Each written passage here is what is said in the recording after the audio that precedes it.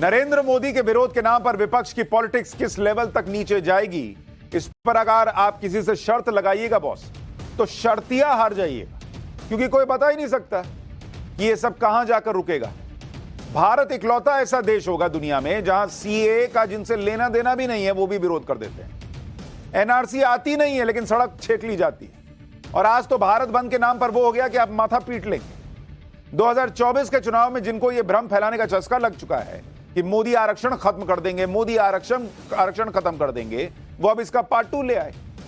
और आज देश में जो जो हुआ उसको देखकर लोग यही पूछ रहे हैं कि ये बिना मुद्दे का भारत बंद क्या बांग्लादेश बनाने का ड्रेस रिहर्सल था? क्या भारत की सड़कों पर बांग्लादेश जैसे हालात बनाने का ट्रेलर था? ये सवाल क्यों उठ रहा है, आज आपको विस्तार से बताऊं। आज इस चैप्टर में ऐसी ऐसी डिटेल्स आपको बताऊंगा कि आप खुद हैरान रह जाएंगे कि भविष्य में कितना बड़ा खतरा भारत के सामने खड़ा है। यह नरेंद्र मोदी का मसला नहीं है बॉस, ये देश के लिए बड़ा मसला है। यह याद रखिए कि कई संगठनों ने आज इसी आरक्षण के मुद्दे पर भारत बंद की कॉल दी थी, और इसका कितना असर हुआ कितना नहीं हुआ यह तो बाद की बात है। लेकिन यह याद रखना जरूरी है कि अभी कुछ दिन पहले आरक्षण वाली बात पर ही बांग्लादेश जला था। यहां तो कुछ लोग कहते ही रहते हैं कि भारत का हाल भी बांग्लादेश वाला हो जाएगा। राकेश टिकैत जैसे लोग जो किसान आंदोलन के दौरान सबसे आगे थे, वो तो अब ये कह रहे हैं कि 26 जनवरी को ट्रैक्टर संसद की तरफ घुमा देते तो उस वक्त ही भारत में बांग्लादेश जैसा हाल हो जाता। इसी से सवाल उठ रहे हैं कि आज जिस तरह का विरोध प्रदर्शन हुआ, जिस तरह से सुनियोजित तरीके से लोगों को सड़क पर उतरने के लिए कहा गया, वो भी बिना किसी मुद्दे के, क्या यह सब करके कोई टेस्टिंग चल रही है? क्योंकि जिस मुद्दे पर आज भारत बंद बुलाया गया था, जिस मुद्दे पर विरोध हो रहा था, वो मुद्दा तो था ही नहीं। बिना मुद्दे के कैसे दिन भर बवाल कटा है देश में, जरा इसकी एक झलक देखिए, फिर आपको विस्तार से एक एक चीज समझाऊंगा।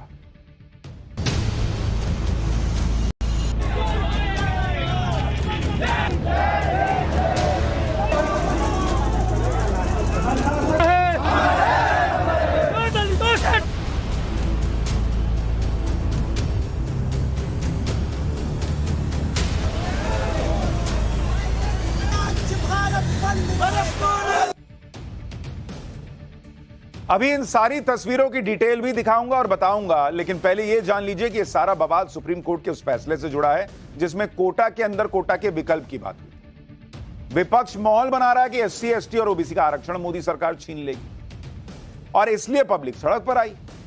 लेकिन यह मुद्दा क्यों नहीं है, इसकी डिटेल जानने से पहले जरा देश भर का हाल देखिए कि बिना मुद्दे वाला भारत बंद कैसा था। आज भारत बंद के दौरान सबसे ज्यादा बवाल बिहार में कटा है। पटना के डाकबंगला चौराहे पर बड़ी संख्या में प्रदर्शनकारी एकजुट हुए। हालांकि पुलिस ने पहले से ही भीड़ को रोकने के लिए बैरिकेडिंग की हुई थी, लेकिन जब प्रदर्शन कर रहे लोगों ने बैरिकेडिंग तोड़कर आगे बढ़ने की कोशिश की तो पहले पुलिस ने उन्हें रोकने की कोशिश की, लेकिन काफी समझाने पर भी जब प्रदर्शनकारी नहीं मानेंगे, ना हम तो नहीं मानेंगे, तो पुलिस ने फिर दिया लाठीचार्ज किया और खदेड़ना शुरू कर दिया। सुनिए लाठीचार्ज के आरोपों पर पटना सदर के एसडीएम ने क्या कहा। नहीं, किसी प्रकार का शांतिपूर्ण प्रदर्शन नहीं था, तो हम जब तक शांतिपूर्ण था हम लोगों ने रोक दिया था, लेकिन उसके बाद बैरिकेडिंग तोड़ दिया और पुलिस के साथ नोकझोंक हुई, उसके बाद हम खदेड़ दिए।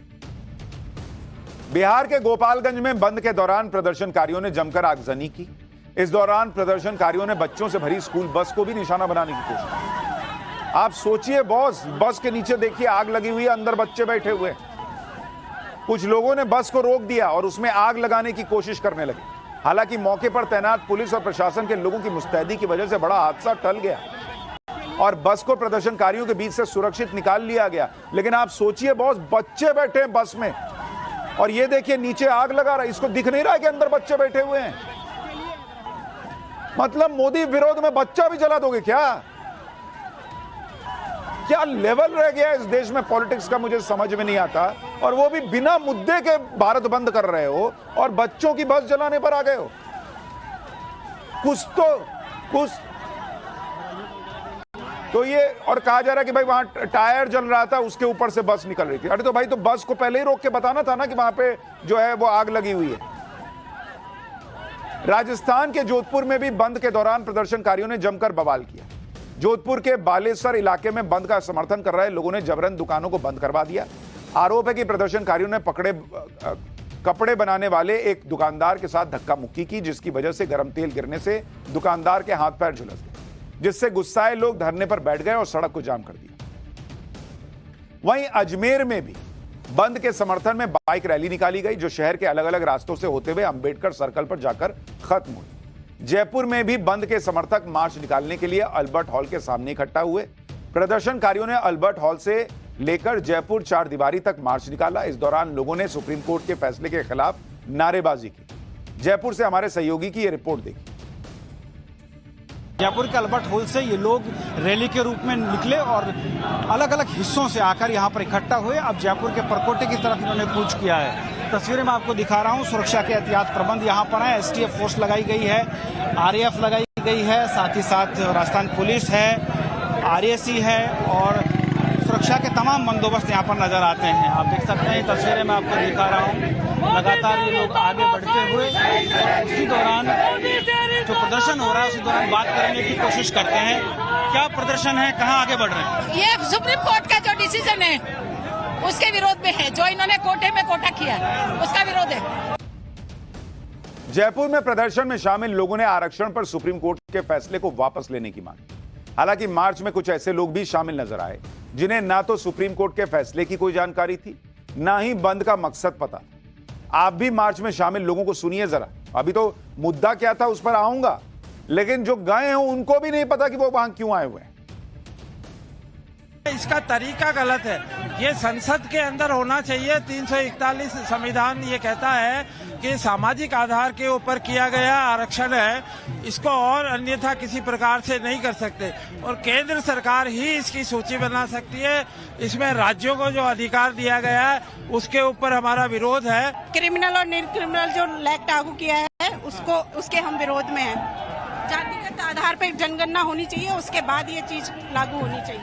आरक्षण से छेड़छाड़ नहीं करनी है। क्या छेड़छाड़ हो रही है, समझाइए ना, किस बात का विरोध है? बताओ। जातिवाद का है। तो इसमें जातिवाद कहाँ है? ये तो अलग मैटर है। सुप्रीम कोर्ट आरक्षण भी तो खत्म कर रहे हैं ना। कहाँ कर रहे हैं? आरक्षण खत्म कर रहे हैं सर। सुन लिया आपने, आरक्षण खत्म कर रहे हैं।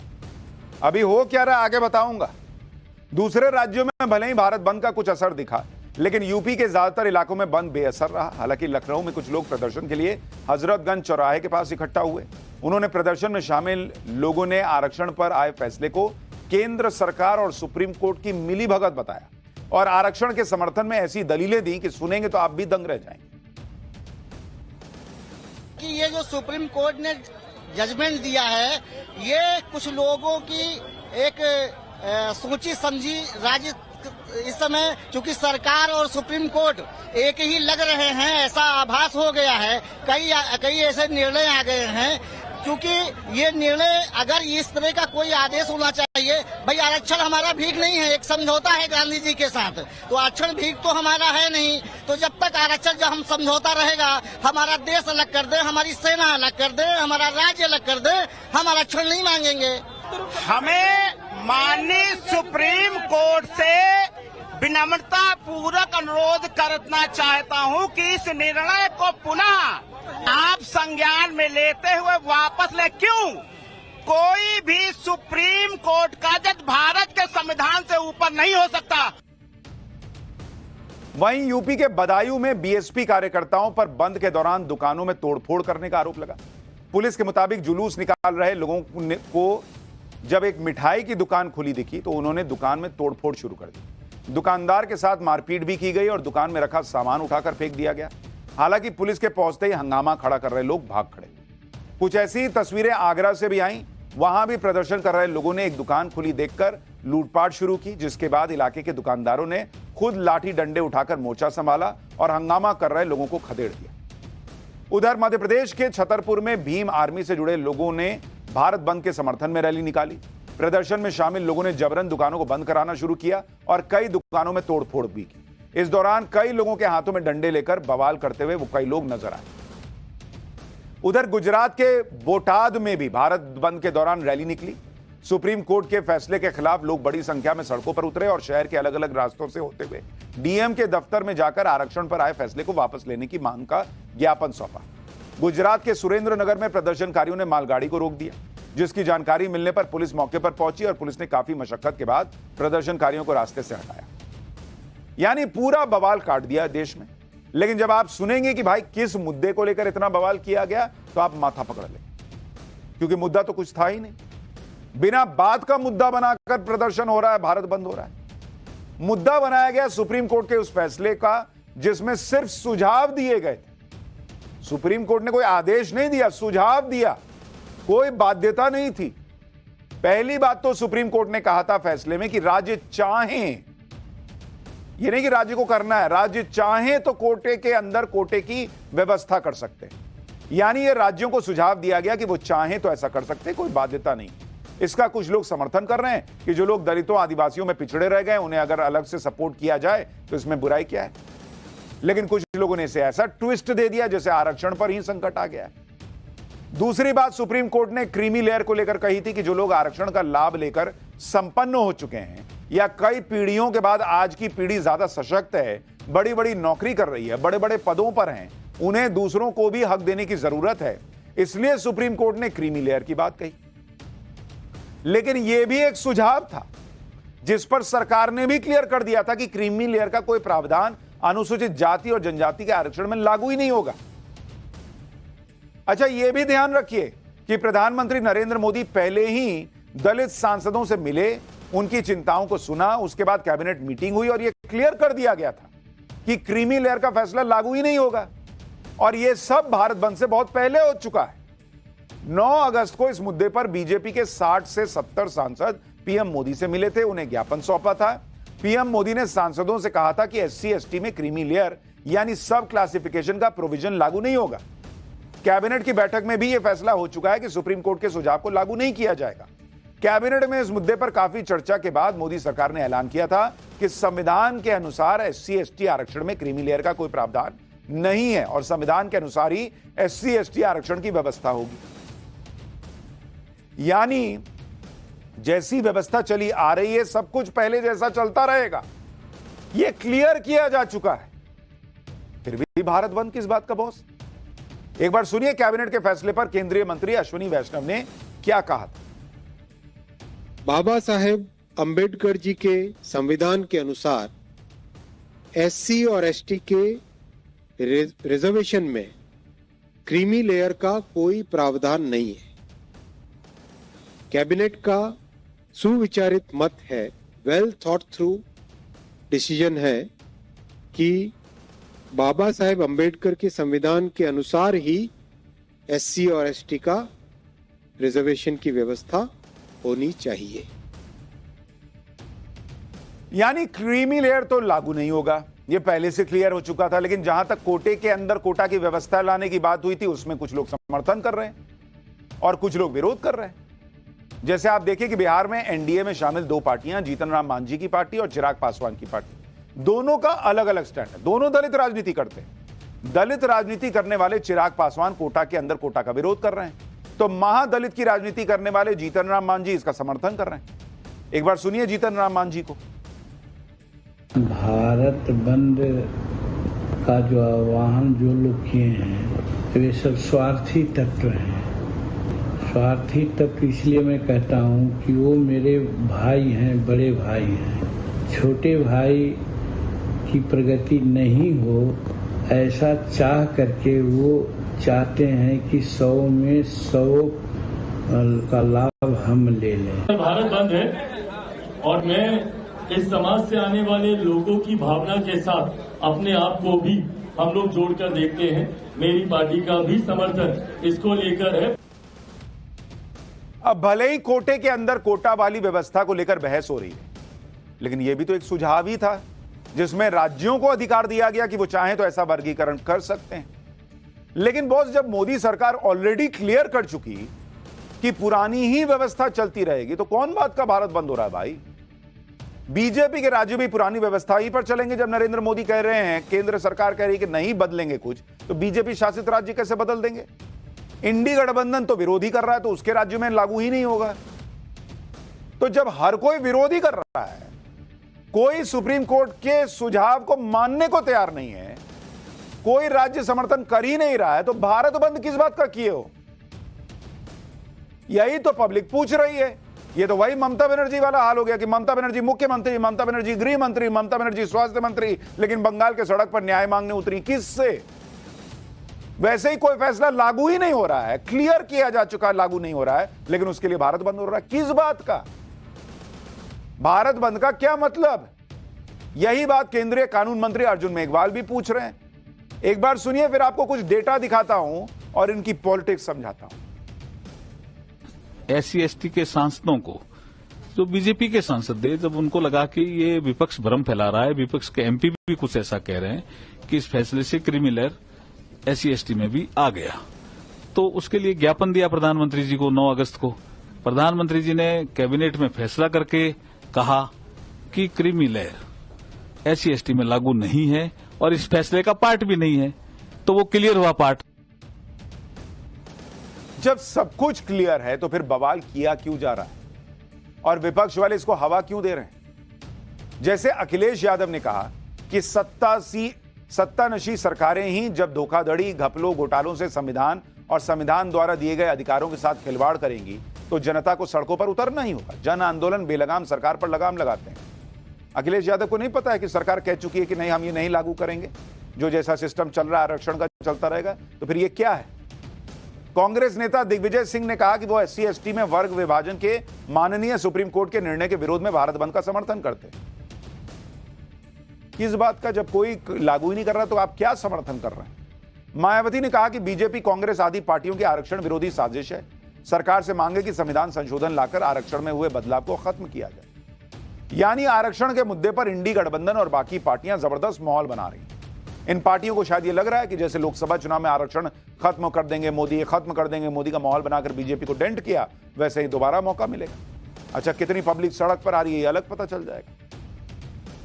लेकिन आपको इंडी गठबंधन की सच्चाई भी बताऊंगा कि इन लोगों ने अपने अपने राज्य में क्या किया। जो SC ST OBC के लिए आज छाती पीट रहे हैं, इन्होंने क्या किया SC ST OBC के लिए, और मोदी ने क्या किया है, आज आपको ये कंपैरिजन दिखाऊं। लेकिन पहले यह भी समझ लीजिए कि यह पूरी लड़ाई वोट बैंक को लेकर। देश में SC ST का बड़ा वोट बैंक है। करीब 25% आबादी इस वर्ग के तहत आती है। पिछले 2 लोकसभा चुनाव की बात करें तो इंडी गठबंधन के पास ये दोनों वोट बैंक एक मुश्त नहीं थे। इस वोट बैंक का बड़ा हिस्सा NDA के पास था, इसलिए SC ST आरक्षण के मुद्दे पर इंडी गठबंधन इतना हाथ पैर मार रहा है। अगर आप इसको वोट बैंक की पॉलिटिक्स को समझेंगे तो आपको समझ में आएगा कि यह झूठ और भ्रम क्यों फैलाया जा रहा है।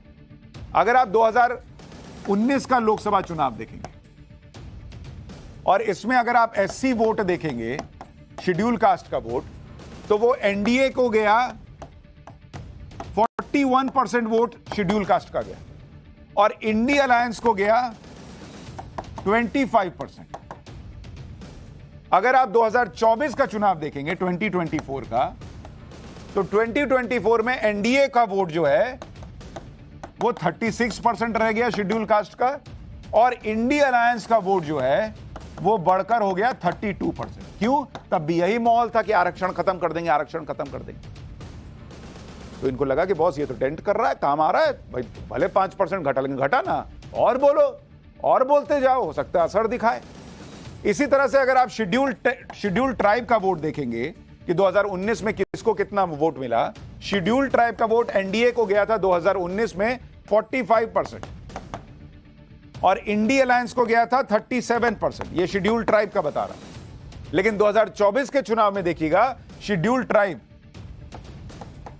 ट्राइब का जो वोट है NDA के लिए वो बढ़ गया, वो 51% हो गया और जो इंडी अलायंस का वोट है वो 31% पे आ गया। तो इसलिए SC ST की बातें झूठ और भ्रम की राजनीति चल रही है। विपक्ष को लगता है कि यह नैरेटिव विधानसभा चुनावों में भी हिंदुत्व की काट साबित हो सकता है और यह बात बीजेपी भी जानती है। सुनिए योगी आदित्यनाथ क्या कह रहे हैं। जातीयता का जहर घोलने वाले लोग ये भारत को कमजोर करने का काम कर रहे हैं। ये जातीयता का जहर घोलने वाले लोग भारत के सामाजिक ताने बाने को छिन्न कर रहे हैं और एक तरफ हमें आपस में बांट रहे हैं तो दूसरी तरफ तुष्टीकरण की प्रकाशता में चढ़ करके उत्तर प्रदेश को दंगों की आग में भी झोंकने का काम कर रहे हैं। लेकिन जो इंडी गठबंधन आज दलित आदिवासियों का सबसे बड़ा हितैषी बन रहा है, भाई राहुल गांधी बार बार मोदी सरकार में हिसाब मांगते हैं ना कि सरकार में बड़े बड़े पदों पर कितने एससी एसटी ओबीसी। आज राहुल गांधी को भी देखना चाहिए कि जब यूपीए सरकार थी तब बड़े पदों पर कितने एससी एसटी थे। ये आपको बताता हूं, फिर बताऊंगा एससी एसटी के लिए इन्होंने किया क्या और नरेंद्र मोदी ने किया क्या। लेकिन पहले बड़े पदों का हिसाब देखते हैं कि बड़े पद पर एससी एसटी का क्या हिसाब है। जो सरकार के बड़े पद हैं एससी एसटी कितने, आज आपको इसका डिटेल देता हूं, सुनिए जरा। यूपीए सरकार में, यूपीए के समय अगर आप देखिएगा जो एससी एसटी अधिकारी थे, ये मार्च 2011 तक का डेटा आपको बता रहा हूं, मार्च 2011। इसमें अगर आप देखिएगा कुल सचिव कितने थे, कुल सचिव थे 149 कुल सचिव थे, सेक्रेटरी। एससी वर्ग के कितने थे, एससी वर्ग के थे बहुत 0, एक भी एससी वर्ग का सचिव नहीं था 2011 तक। राहुल गांधी से कोई पूछे, आज पूछते हैं अपने जमाने में क्या किया 60 साल में। एसटी सचिव, शेड्यूल्ड ट्राइब के कितने सचिव थे बॉस, मात्र 4, जिसके अगर प्रतिशत निकालिएगा तो 2.68% आता है। तो 2%, 3% सचिव थे एससी एसटी कम्युनिटी से। कुल अगर आप एडिशनल सेक्रेटरी देखिएगा, कुल एडिशनल सेक्रेटरी ये कितने थे भाई, ये थे 108, और इसमें शेड्यूल कास्ट के कितने थे, मात्र 2, 108 में मात्र 2% भी नहीं होता है। और शेड्यूल ट्राइब के कितने एडिशनल सेक्रेटरी थे, मात्र 2। बताएं राहुल गांधी, 2011 का डेटा बता रहा हूं, तब तक तो नरेंद्र मोदी आए भी नहीं थे। तो आज जो शेड्यूल कास्ट शेड्यूल ट्राइब के लिए छाती पीट रहे हैं, उनका तो ये ट्रैक रिकॉर्ड है। ज्वाइंट सेक्रेटरी देख लीजिए, कुल ज्वाइंट सेक्रेटरी कितने थे 2011 तक, 477, 477।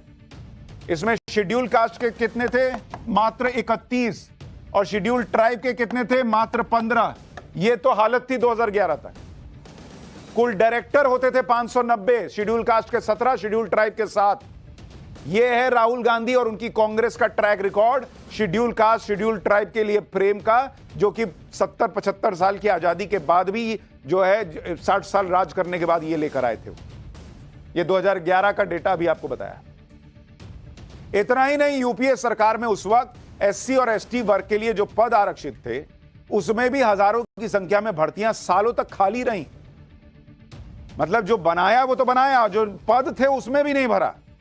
नवंबर 2011 में मनमोहन सरकार के मंत्री नारायण स्वामी ने खुद संसद में बताया था कि सरकार के 73 विभागों में शेड्यूल कास्ट के लिए आरक्षित कुल 25,037 पद खाली थे। 25,037 पद शेड्यूल कास्ट के लिए आरक्षित पद खाली थे। वहीं शेड्यूल ट्राइब के लिए 28,173 पद खाली थे। ऐसा लगातार न हो रही भर्तियों के बैकलॉग की वजह से हुआ था।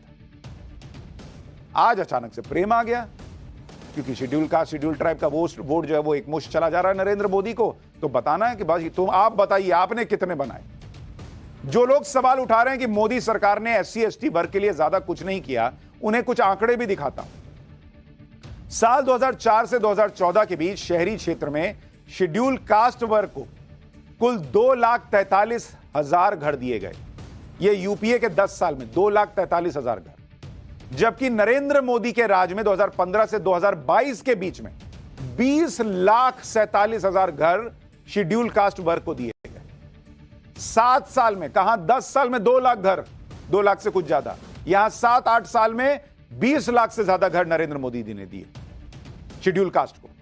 कांग्रेस के राज में 2004 से 2014 के बीच शेड्यूल ट्राइब वर्ग को सिर्फ 47,000 घर दिए गए, जबकि नरेंद्र मोदी के राज में 2015 से 2022 के बीच शेड्यूल ट्राइब वर्ग को 5.5 लाख घर मिले। साल 2014 में शेड्यूल कास्ट शेड्यूल ट्राइब वर्ग की शिक्षा के लिए 1100 करोड़ का बजट आवंटित किया गया था, जो कि साल 2022 में बढ़ाकर 6,000 करोड़ रुपए किया गया। साल 2014 से 2022 के बीच कुल 36,428 शेड्यूल ट्राइब बहुल गांव को 7300 करोड़ रुपए उन पर खर्च किए गए, उन्हें विकसित किया गया। और कहा जा रहा है कि शेड्यूल ट्राइब शेड्यूल कास्ट का आरक्षण खत्म कर दिया जाएगा। आपने क्या किया 60 साल में और एक व्यक्ति क्या कर रहा है 7 साल में, 8 साल में, जो डेटा है वो सबके सामने है। जमीन आसमान का फर्क है। और आप कह रहे हैं कि ये आदमी जो है वो हटा देगा आरक्षण। और इसलिए मैंने कहा ना कि ये नरेंद्र मोदी की बात नहीं है, देश की बात है बॉस। ये झूठ और भ्रम की राजनीति कब तक चलेगी? SC ST OBC के हक के नाम पर सिर्फ पॉलिटिक्स हो रही है। अगर यूपीए से तुलना करें तो मोदी सरकार में SC ST OBC वर्ग के लोगों के खर्च करने की क्षमता बढ़ी है। अगर आप देखिएगा प्रति व्यक्ति खपत, यानी कितना आपके पास पैसा है खर्चा करने के लिए, प्रति व्यक्ति खपत देखिए कितना आपके पास पैसा है खर्च करने के लिए। ग्रामीण इलाके के अगर आप देखेंगे SC ST वर्ग के लिए 2011-12 यूपीए के जमाने का आपको डेटा बताऊं, ST वर्ग के लिए यह आंकड़ा कितना था? 1122 रुपया खर्च कर पाता था ST वर्ग प्रति महीने, पर मंथ, प्रति महीने ST वर्ग यूपीए के जमाने में। और शेड्यूल कास्ट कितना कर पाता था भाई? 1252 रुपया प्रति महीने। यह उनके खर्च करने की क्षमता थी यूपीए के जमाने में। 2022-23 में यह आंकड़ा कहां पहुंचा है बॉस? ग्रामीण इलाके में मोदी सरकार में 2022-23 में शेड्यूल ट्राइब की जो खर्च करने की क्षमता है वो डबल से भी ज्यादा हो गई है। 3016 रुपए प्रति महीने, पर मंथ ये हो चुका है।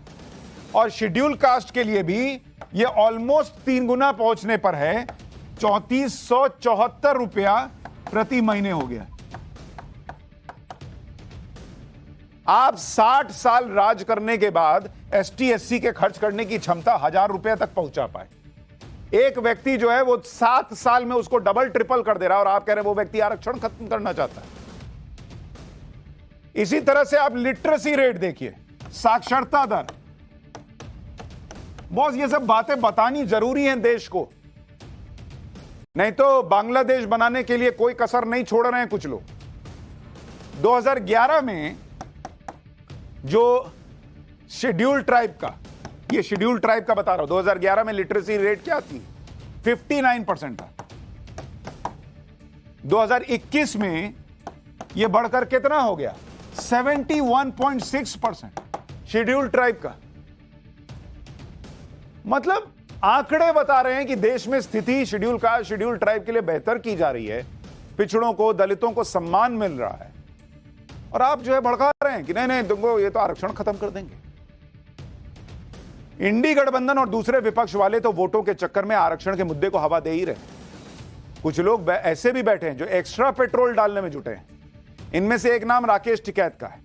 राकेश टिकैत किसान आंदोलन का हिस्सा थे। आंदोलन का नाम सुनते ही टिकैत साहब को तो अलग जोश आ जाता है। जोश में वो तख्ता पलट जैसी खतरनाक बातें करने लगते हैं। राकेश टिकैत ने भारत में बांग्लादेश जैसे हालात होने की बात कही। एक इंटरव्यू में राकेश टिकैत ने कहा कि बांग्लादेश में 15 साल से जो आदमी सत्ता में था, विपक्ष के नेता सब जेल में थे, अब वो सारे बंद हैं जो सत्ता में थे, उन्हें भागने कहां दिया। राकेश टिकैत ने कहा कि यही हाल देश में भी होगा, ये ढूंढने पर भी नहीं मिलेंगे और जनता बहुत गुस्से में। ये तो उस दिन यानी 26 जनवरी 2021 जब ट्रैक्टर लेकर दिल्ली गए थे तो उन्हें बहका दिया कि लाल किले पर चले जाओ। अगर ये उस दिन ही संसद की तरफ रुख कर देते तो उस दिन 25 लाख आदमी थे, ये सारा का सारा काम उसी दिन निपट जाता केस। राकेश टिकैत ने कहा कि ये निपटेगा, चूक रह गई थोड़ी सी, अब तैयारी है जनता की, एक बड़ा आंदोलन होगा जरूर, ये कुछ करें, हम तैयार बैठे। यानी राकेश टिकैत साफ साफ तख्ता पलट की धमकी दे रहे हैं। कह रहे हैं कि अगर किसान ट्रैक्टर लेकर संसद पहुंच जाते तो मोदी सरकार का तख्ता पलट हो जाता, उसी दिन बांग्लादेश वाला काम हो जाता। आप इसी बयान से समझ सकते हैं कि मोदी विरोधी इकोसिस्टम किस तरह की साजिश में जुटा हुआ है, उनके दिमाग में किस तरह की प्लानिंग चल रही है। ऐसा लग रहा है कि ये सब लोग भरे बैठे हैं कि इसी मौके की तलाश में है कि कब जनता के गुस्सा का बहाना बनाकर नरेंद्र मोदी को कुर्सी से उतारा जाए। राकेश टिकैत के बयान पर विवाद हुआ तो वो सफाई देने आए, कहने लगे कि देश तो आंदोलन से ही बचेगा। राकेश टिकैत ने कहा कि जिस देश में तानाशाही हो जाती है वहां बांग्लादेश जैसे हालात पैदा होते हैं। सुनिए एक बार इनको। जो संगठन भारत बंद कर रहा है वे हमारा ये सक्सेसफुल होना चाहिए। देश में आंदोलन और आंदोलनकारी मजबूत रहने चाहिए। अब अपने पायदान पर खड़े रहेंगे तो ये देश बचेगा, ये देश आंदोलन से ही बचेगा और किसी चीज से नहीं बचेगा। जो खबरें चल रही है, आपने मीडिया में कह दिया कि दिल्ली में संसद भवन में ट्रैक्टर लेके चले जाते बांग्लादेश जैसे स्थिति। हमने ये कहा कि वे 15 साल पुराने ट्रैक्टर, 10 साल पुराने ट्रैक्टर हम उनको दिल्ली में लेकर आए थे, लेकिन जिस देश में तानाशाही हो जाती है वहां पर बांग्लादेश जैसे हालात पैदा होते हैं, ये कहा। राकेश टिकैत कह रहे हैं कि देश तो आंदोलन से चलेगा, लेकिन उन्हें यह आंदोलन सिर्फ पीएम मोदी के खिलाफ अच्छा लगता है। अगर विपक्ष के राज्य में इंसाफ की लड़ाई के लिए कोई आंदोलन हो तो उसे राकेश टिकैत साजिश बता देते हैं। एक इंटरव्यू में जब राकेश टिकैत से कोलकाता केस पर सवाल किया गया तो उन्होंने कहा कि रेप और हत्या हुई, रेप और हत्या का केस दर्ज उनके ऊपर हो गया है, लेकिन पूरे देश में यह हाईलाइट करना क्या सरकार को बदनाम करने की साजिश है? यानी बंगाल में कोई आंदोलन हो तो वो राकेश टिकैत के लिए साजिश हो जाती है, और नरेंद्र मोदी के खिलाफ आंदोलन से देश चलेगा बताते हैं। जब उनसे इस बयान पर भी सफाई मांगी गई, कोलकाता वाले बयान पर, तो सुनिए क्या कह रहे हैं। कोलकाता घटना हुई, देश में और भी जो घटनाएं हो रही है, कोलकाता घटना हुई है, दुखद घटना है, उसके खिलाफ कार्रवाई हो जिन्होंने भी करी। खबरें छपी कि आप कह रहे हैं कि प्रोपेगेंडा चल रहा है। नहीं कहा, घटना तो हुई, प्रोपेगेंडा कैसे हो जाएगा? घटना भाई घटना हुई है, प्रोपेगेंडा कैसे हो जाएगा? घटना घटी है, देश में कानून है, संविधान है, धाराएं हैं, उनके खिलाफ कार्रवाई हो। लेकिन एक घटना को पूरा हाईलाइट करके दिखाना, क्या मणिपुर की घटना भी दिखाई? जो और घटनाएं हो रही, क्या उन सब घटनाओं को दिखाया जा रहा? तो उससे ये लगता है कि जहां पे विपक्ष की सरकार है, कैसे सरकार, भारत सरकार उसको पकड़ करे और कैसे उसको बदनाम करे। बंगाल की घटना इनको बदनाम करने की साजिश दिखती है। अच्छा, इन लोगों का एक नया तरीका है, कुछ भी बोलिए तो उसमें मणिपुर ले आते हैं। बॉस, जब मणिपुर की घटना आई थी तो देश भर के मीडिया चैनल्स पर मणिपुर ही चला था, तब किसी ने बंगाल की बात नहीं की थी। और आज जब बंगाल पे सवाल उठ रहे हैं तो बंगाल ही चलेगा, हर चीज में मणिपुर जवाब नहीं है, क्योंकि इनको बंगाल को डिफेंड करना है, तब मणिपुर लेकर आते हैं। जब बंगाल की बात आई तो राकेश टिकैत संविधान, कानून सब याद दिलाने लगे, लेकिन नरेंद्र मोदी की बात आती है तो चुनी हुई सरकार के तख्ता पलट की बात करते हैं, तब उनको संविधान याद नहीं आता। लेकिन उनको बंगाल याद आए ना आए, हमें बंगाल याद है, और इसलिए अगला चैप्टर बंगाल का। गजब हुआ है, गवर्नर ने आज वो कह दिया जो बंगाल में राष्ट्रपति शासन लगवा देगा। क्या ममता का इस्तीफा या राष्ट्रपति शासन? बंगाल की पब्लिक ने क्या फैसला सुनाया कैमरे पर? कोलकाता कांड के बाद टीएमसी में क्या अलग थलग पढ़ने लगी हैं ममता बनर्जी, और वो रूल बुक जो बता देगी कि मोदी बंगाल में राष्ट्रपति शासन लगाएंगे या नहीं, अब उसका चल।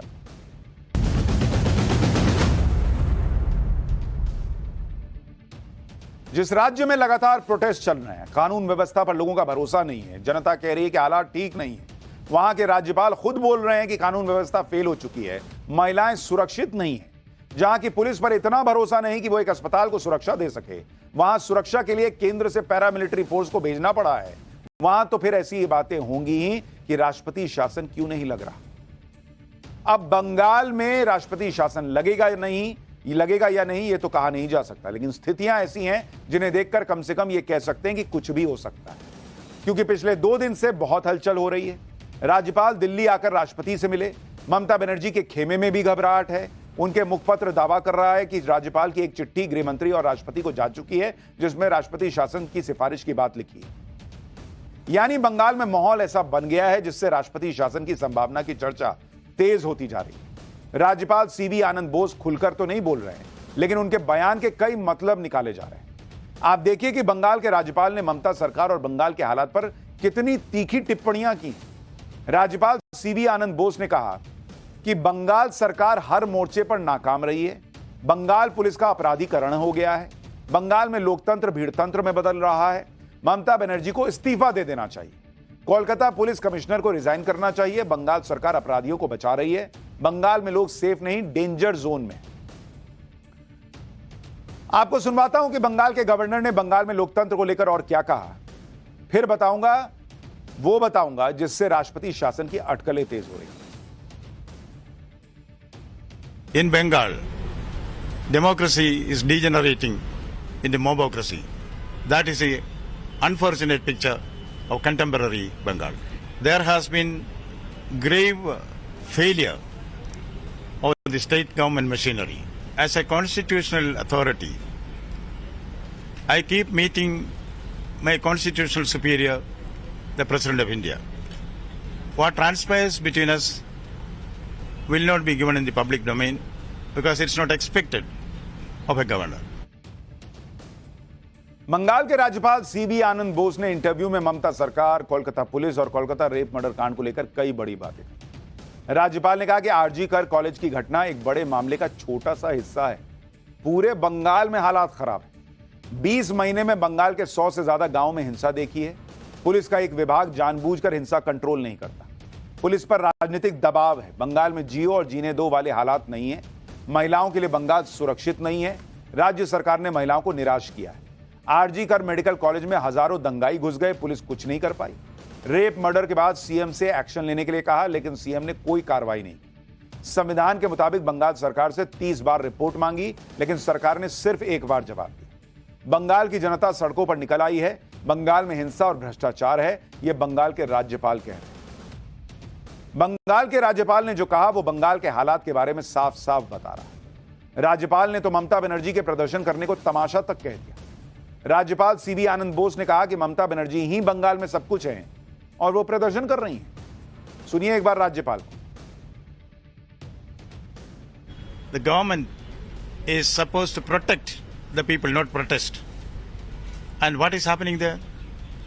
As governor, I know the portfolio is allotted there. Here, the health minister is complaining to the home minister. The home minister is complaining about the health minister. Both are complaining to the chief minister. And the chief minister is coming on the street. Now, as I understand, health minister is the home minister. Home minister is the chief minister, all rolled into one. This looks like a tamasha for me. हालत यह हो गई है कि कोलकाता के RG कर medical college में आज भी डर का माहौल, खासकर लेडी डॉक्टर्स में, क्योंकि 14 अगस्त की रात को जो हमला हुआ उस दौरान कुछ लोगों ने हॉस्टल में भी घुसने की कोशिश की, जिसके बाद लेडी डॉक्टर्स के परिजनों ने ज्यादातर को घर बुला दिया। सुप्रीम कोर्ट में सुनवाई के दौरान डॉक्टर्स की तरफ से पेश वकील ने इसके बारे में बताया भी। आरजी कर मेडिकल कॉलेज के हॉस्टल में 700 ट्रेनी डॉक्टर रहते हैं। इसमें से 250 लेडी डॉक्टर हैं, बाकी मेल डॉक्टर्स। हमले के बाद सिर्फ 30 से 40 लेडी डॉक्टर ही अस्पताल में हॉस्टल में हैं, बाकी अपने घर चली गई हैं। इसी तरह से 60 से 70 मेल डॉक्टर हॉस्टल में हैं, बाकी अपने घर चले गए। यह डेटा सुप्रीम कोर्ट में दिया गया, जिस पर सुप्रीम कोर्ट ने भी हैरानी जताई थी। हॉस्टल में रहने वाली लेडी डॉक्टर्स को धमकियां भी दी गई, यह भी कहा गया। डॉक्टर्स के इसी डर को देखते हुए सुप्रीम कोर्ट ने आरजी कर मेडिकल कॉलेज की सुरक्षा का जिम्मा सीआईएसएफ को दे दिया।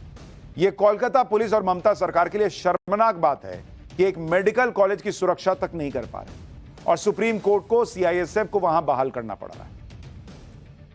आज सेंट्रल इंडस्ट्रियल सिक्योरिटी फोर्स यानी सीआईएसएफ ने आरजी कर मेडिकल कॉलेज की सुरक्षा संभाल भी ली। सीआईएसएफ के अधिकारियों ने आज आरजी कर मेडिकल कॉलेज का दौरा किया और कोलकाता पुलिस के साथ मिलकर सुरक्षा का प्लान बनाया। आने वाले दिनों में यहां सीआईएसएफ के जवानों की तैनाती हो जाएगी। वहां अभी क्या हालात हैं, पहले ग्राउंड रिपोर्ट देखिए, फिर आपको बताता हूं कि इस मेडिकल कॉलेज के प्रिंसिपल को लेकर क्या खबर आ रही है। आज ही इस अस्पताल में सीआईएसएफ के सीनियर अधिकारी यहां पर आए थे। डीआईजी के साथ जो है अन्य अधिकारी भी पहुंचे थे। उन्होंने इस पूरे अस्पताल का मुआयना किया है और जो लोकल पुलिस है, कोलकाता पुलिस के साथ जो है बातचीत की है और एक प्लान भी बनाया जाएगा कि आखिरकार इस अस्पताल में किस तरह से सीआईएसएफ जवानों की तैनाती की जाएगी। लेकिन उससे पहले की तस्वीर हम दिखा रहे हैं। आप देखिए, अभी भी चूंकि सीआईएसएफ के जवानों की तैनाती नहीं हुई है, अभी भी कोलकाता पुलिस के फोर्स जो है यहाँ पर तैनात है। तो हम आशा करते हैं कि आने वाले दिनों में जल्द से जल्द जो है यहाँ पर सीआईएसएफ के जवान जो है तैनात हो जाएंगे। 14 तारीख को हमला हुआ अस्पताल में, तब साफ तौर पे यहाँ पर एक डिमांड भी रखी जा रही थी और ये मांग भी उठाई जा रही थी कि यहाँ पर सेंट्रल पुलिस फोर्स की जो है तैनाती कर दी जाए और उसी को देखते हुए सीआईएसएफ की जो है अब इस अस्पताल में तैनाती कर दी जाएगी। आरजी कर मेडिकल कॉलेज की सुरक्षा इसलिए भी जरूरी है क्योंकि वहां के पूर्व प्रिंसिपल संदीप घोष पर बेहद गंभीर आरोप लगे। संदीप घोष पर करप्शन, कमीशनबाजी, जूनियर्स को शराब पिलाने, बाउंसर रखने और माफिया की तरह काम करने के आरोप लगे। संदीप घोष पर लगे आरोपों पर आरजीकर मेडिकल कॉलेज के छात्र सख्त कार्रवाई की मांग कर रहे हैं, जिससे कॉलेज और अस्पताल का माहौल ठीक हो सके। सुनिए डॉक्टर्स क्या कह रहे हैं। बिल्कुल गलत है। हॉस्पिटल एक सेफ प्लेस होना चाहिए फॉर रेजिडेंट्स के लिए भी, पेशेंट्स के लिए भी और आने वाले लोगों के लिए। लेकिन अगर हॉस्पिटल के खुद के लोग ये कर रहे हैं तो ऑब्वियसली गलत तो है ही। मैम माहौल तो डेफिनेटली बहुत ही गलत बनता है। और देखिए जो हमारे सीनियर्स होते हैं, हमारे प्रिंसिपल है या हमारी फैकल्टी है, कहीं ना कहीं हम उन्हें ही फॉलो करते हैं। और अगर वही हमारे फॉलोअर्स ही गलत हैं तो फिर एक बहुत ही गलत एग्जाम्पल सेट होता है। और तो अगर ऐसा कुछ भी है तो इसके अगेंस्ट बहुत ही स्ट्रिक्ट कदम लेना चाहिए गवर्नमेंट को भी। और अगर ऐसा है, अगर कुछ आता है तो हम भी इसके अगेंस्ट है। एक्सट्रीम सिचुएशन है यहाँ पर हॉस्पिटल के अंदर। न सिर्फ एक विमेन की सेफ्टी की बात है, बल्कि अगर इसमें इस तरह का एक स्कैंडल इन्वॉल्व है तो एनी डे कोई मेल भी इसमें विक्टिमाइज हो सकता है। तो एक चीज से दूसरी चीज से तीसरी चीज निकल के आ रही है धीरे धीरे। अब हमारी हड़ताल का जहां तक सवाल है तो हमारे अंदर ये एक विश्वास खत्म हो चुका है कि कल को हम रात में अकेले इन वर्क प्लेसेस पर सेफ हैं या नहीं। तो आप ये बताइए, इवन इफ सुप्रीम कोर्ट की हियरिंग हो चुकी है, क्या डिफरेंस है जो हम ग्राउंड पर देख सकते हैं? यानी लोग कह रहे हैं कि सुप्रीम कोर्ट की सुनवाई के बाद भी ग्राउंड पे कुछ डिफरेंस नहीं दिख रहा। वहां बंगाल में इस समय यह हाल है कि जनता सड़कों पर है। रेप मर्डर कांड के बाद से लगातार प्रोटेस्ट चल रहे हैं। प्रोटेस्ट के कई वीडियो वायरल हो रहे हैं। मशहूर क्रिकेटर सौरव गांगुली की पत्नी डोना गांगुली अपनी बेटी के साथ आज प्रदर्शन में शामिल हुई। सौरव गांगुली ने कोलकाता रेप मर्डर कांड की आलोचना की थी और दोषियों के खिलाफ सख्त कार्रवाई की मांग की। कोलकाता रेप मर्डर कांड के बाद लोगों में कितना गुस्सा है वो आपको दिखाता हूं। ये वायरल वीडियो देखिए जिसमें ममता बनर्जी का पुतला लेकर डॉक्टर और आम लोग प्रोटेस्ट कर रहे हैं, नारे लगा रहे हैं, महिला को सुरक्षा न दे सकी वो सरकार निकम्मी है। इसके साथ ममता बनर्जी हाय हाय और तृणमूल कांग्रेस हाय हाय के नारे लग रहे हैं। ऐसे कई वीडियो सोशल मीडिया पर चल रहे हैं। डॉक्टर कम्युनिटी तो प्रोटेस्ट कर ही रही है, अब बंगाल में आम जनता सड़कों पर है। ये तस्वीर देखिए, सैकड़ों की संख्या में लोग ट्रेनी डॉक्टर के साथ हुई हैवानियत को लेकर इंसाफ मांग रहे हैं। इस रैली में बड़ी संख्या में मुसलमान महिलाएं भी शामिल हैं। क्या बंगाल में राष्ट्रपति शासन लगना चाहिए और ममता बनर्जी को इस्तीफा देना चाहिए? इस पर बंगाल की जनता क्या कह रही है वो भी आपको सुनवाता हूं। अभी हमारे राज्य में जो हो रहा है ये बड़ी से बड़ी नारकीय घटना हो रही है। क्या प्रेसिडेंशियल रूल कोई सोल्यूशन हो सकता है हमारे राज्य में लॉ एंड ऑर्डर सिचुएशन को इम्प्रूव करने के लिए? लिया तो जा सकता है, लेना चाहिए इनफैक्ट। तो हाँ, अगर ये न्यूज पब्लिश हुआ, कोई गारंटी नहीं कि मैं इधर पे रहूंगा कि नहीं, इस दुनिया में रहूंगा कि नहीं, इसका कोई गारंटी नहीं है। हमारे अभी चीफ मिनिस्टर है, उनको रिजाइनेशन दे देना चाहिए, क्योंकि उनके रहते हुए एक वुमेन हमारी चीफ मिनिस्टर है, उनके रहते हुए वुमेन के साथ ये सारी हरकतें हो रही है। हम लोगों को बिल्कुल लगता है कि वो महिला होके भी जब महिला को सुरक्षित नहीं रख सकते तो कैसे महिला मुख्यमंत्री है वो पैसे दे के चुप कराना चाहती है। एक लड़की के साथ ऐसा, अगर उनके साथ ऐसा होता तो कौन पैसा देने से हो जाता? तो महिला लोगों का रेट ठीक हो रहा है, इसी धर्षण के ऊपर महिला लोगों का रेट ठीक हो रहा है। 10 लाख 2 लाख, ये कैसी राज्य है? चीफ मिनिस्टर होके इतना से भी सिक्योरिटी प्रोवाइड नहीं कर सकते जिसके कारण एक महिला रास्ते पे शाम में या फिर रात में इंडिपेंडेंटली घूम सके। इतना तो उनको एक्चुअली मतलब इतना तो एटलीस्ट इंश्योर करना चाहिए ना, वरना किस काम के चीफ मिनिस्टर है आप? सुना आपने, ये बंगाल के लोग हैं। कईयों को लगता है ममता बनर्जी को इस्तीफा देना चाहिए, कईयों को लगता है राष्ट्रपति शासन लगना चाहिए और हर किसी को यह लगता है कि महिला मुख्यमंत्री होकर महिलाओं के साथ ये हो रहा राज्य में। बंगाल में जो हालात हैं उसके बाद सवाल यह भी है कि केंद्र सरकार बंगाल में राष्ट्रपति शासन लगा क्यों नहीं देती। लोग ये सवाल पूछ रहे हैं और इसको लेकर चर्चाएं भी हो रही। क्या बंगाल में राष्ट्रपति शासन ही विकल्प बचा है? इस बारे में पाठशाला में मैंने आपको बताया भी था। अब राज्यपाल ने राष्ट्रपति से मुलाकात कर ली है और कोलकाता कांड के बारे में जानकारी दी, तो फिर से राष्ट्रपति शासन की चर्चा तेज हो रही। बंगाल के राज्यपाल से जब राष्ट्रपति शासन के बारे में सवाल किया गया तो उन्होंने क्या जवाब दिया, पहले वो सुनिए, फिर बताता हूं कि राष्ट्रपति शासन कैसे और कब लगता है और क्या हो सकता है Bengal. So you think that the president rule is an option? I do not want to speculate you here. There are many options in the Constitution of India. All these options are open. Which option the nation is going to take, the appropriate authorities will announce it. I do not want to add anything to that at this stage. Bengal के राज्यपाल ने राष्ट्रपति शासन के बारे में साफ साफ कुछ नहीं कहा, लेकिन उन्होंने साफ साफ इनकार भी नहीं किया। उन्होंने यह भी कहा कि संविधान में जितने विकल्प हैं वो सारे खुले हैं, यानी राष्ट्रपति शासन का विकल्प भी खुला है। आपको बताता हूं कि किसी राज्य में राष्ट्रपति शासन लगता कब है। संविधान के आर्टिकल 356 में राष्ट्रपति को यह अधिकार दिया गया है कि वो किसी राज्य की सरकार को भंग करके वहां राष्ट्रपति शासन लगा सकते हैं। अगर राष्ट्रपति को लगता है कि कोई राज्य सरकार संविधान के प्रावधानों के अनुसार काम नहीं कर रही है तो राष्ट्रपति शासन लगा सकते हैं। अगर किसी राज्य में सरकार दंगे या फिर नागरिक अशांति को रोकने में विफल रही है तो वहां राष्ट्रपति शासन लग सकता है। राष्ट्रपति शासन लगाने के लिए जरूरी नहीं कि राष्ट्रपति संबंधित राज्य के राज्यपाल की रिपोर्ट का इंतजार करे। राष्ट्रपति शासन लगने के 2 महीने के अंदर संसद के दोनों सदनों से अनुमोदन कराना जरूरी होता है, यानी इस फैसले को पास कराना। राष्ट्रपति शासन लगाने के 6 महीने के अंदर राज्य में चुनाव कराना होता है। अगर हालात नहीं सुधरे तो संसद की सहमति से राष्ट्रपति शासन को 6-6 महीने करके 3 साल तक के लिए बढ़ाया जा सकता है। अब तक देश में कई बार राष्ट्रपति शासन लगाया जा चुका है और अगर आप देखें तो 1950 से अगस्त 2023 तक 29 राज्य और यूनियन टेरिटरी में कुल 134 बार राष्ट्रपति शासन लगाया जा चुका है। 1950 से अब तक 54 साल ऐसे थे जब किसी ना किसी राज्य में राष्ट्रपति शासन लगा ही था। कांग्रेस की केंद्र सरकारों के दौरान कुल 88 बार राष्ट्रपति शासन लगा। जनता पार्टी की सरकार के दौरान 22 बार, बीजेपी की सरकारों के दौरान मात्र 15 बार राष्ट्रपति शासन लगा है। जनता दल की सरकार के दौरान उससे भी कम 9 बार राष्ट्रपति शासन लगा। आज बंगाल में राष्ट्रपति शासन लगाने की मांग हो रही है, राष्ट्रपति शासन लगाने की चर्चा हो रही है। टीएमसी इसे बीजेपी की साजिश बता रही है, लेकिन एक समय था जब ममता बनर्जी खुद बंगाल में राष्ट्रपति शासन लगाने की मांग किया करती थी और आप देखिए किन हालात में करती थी। क्या वो हालात आज से मैच हो रहे हैं? 2007 में पश्चिम बंगाल में मुख्यमंत्री लेफ्ट के बुद्धदेव भट्टाचार्य थे। तब ममता बनर्जी ने आरोप लगाया था कि बंगाल में महिलाएं सुरक्षित नहीं है।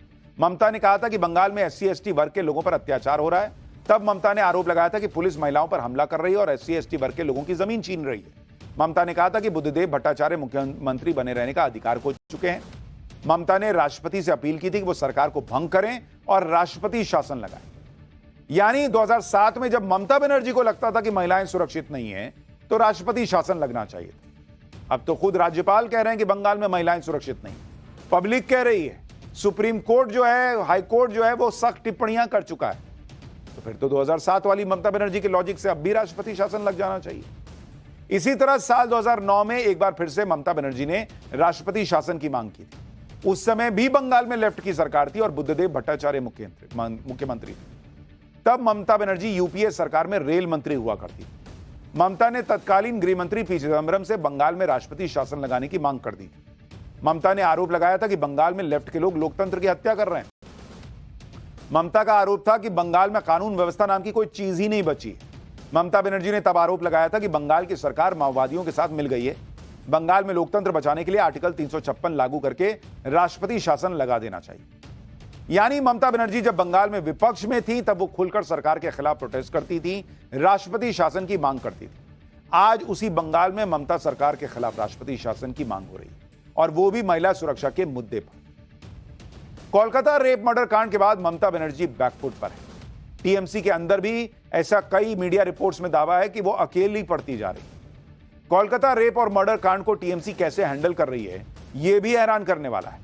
ममता बनर्जी ने विरोध में पैदल मार्च निकाला, लेकिन उनके भतीजे अभिषेक बनर्जी की लाइन अलग दिख रही है। अभिषेक बनर्जी दोषियों के खिलाफ कड़ी से कड़ी कार्रवाई की मांग करते हैं। ममता बनर्जी के प्रोटेस्ट में अभिषेक बनर्जी शामिल भी नहीं हुए थे। चर्चा तो यह भी है कि कोलकाता कांड को जिस तरह से हैंडल किया गया उससे अभिषेक बनर्जी नाराज हैं। दूसरी तरफ टीएमसी के कुछ नेता भी अब खुलकर सवाल उठा रहे हैं। सुखेंदु शेखर और शांतनु सेन ने तो पुलिस की भूमिका पर सवाल उठाए थे। शांतनु सेन को टीएमसी ने प्रवक्ता पद से हटा दिया। सांसद सुखेंदु को पुलिस ने नोटिस भेज दिया। यानी टीएमसी के अंदर ही ममता बनर्जी की नीति और राजनीति पर सवाल खड़े हो रहे हैं। दूसरी तरफ टीएमसी के ऐसे भी नेता हैं जो ऐसे बयान दे रहे हैं जिससे ममता बनर्जी को और धक्का लग रहा है। टीएमसी नेता अरूप चक्रवर्ती ने कहा कि प्रोटेस्ट करने वाली डॉक्टर और बॉयफ्रेंड के साथ बाहर जाती हैं और गुस्से में लोग हमला कर देते हैं तो उनको सुरक्षा नहीं दे पाएंगे। इसी तरह से एक और टीएमसी नेता है उदयन गुहा। उन्होंने कहा कि जो लोग ममता बनर्जी पर उंगली उठा रहे हैं उनकी उंगली तोड़ने का इंतजाम करना होगा। इस तरह के बयानों से भी लोगों का गुस्सा भड़क गया। प्रदर्शन जारी रहने के पीछे इन बयानों का भी योगदान है। यानी ममता बनर्जी चौतरफा घिरी हुई हैं और अकेली पड़ती नजर आ रही। ममता बनर्जी के लिए परेशानी सिर्फ कोलकाता रेप और मर्डर कांड ही नहीं है। बीजेपी कानून व्यवस्था के मुद्दे पर लगातार ममता बनर्जी को घेर रही है। बीजेपी ने आज एक वीडियो शेयर किया जिसमें खून से लथपथ एक महिला की लाश दिख रही। यह घटना आनंदपुर की बताई जा रही है, जहां झाड़ियों के बीच महिला का शव मिला। बीजेपी ने कहा कि ममता बनर्जी राज्य में महिलाओं को सुरक्षा देने में पूरी तरह फेल हो चुकी है। ममता बनर्जी को इस्तीफा देना चाहिए, नहीं तो वो फेल मुख्यमंत्री के तौर पर याद रखी जाएंगी। यानी ये लगातार ये सब चल रहा है और सवाल तो उठ ही रहे हैं।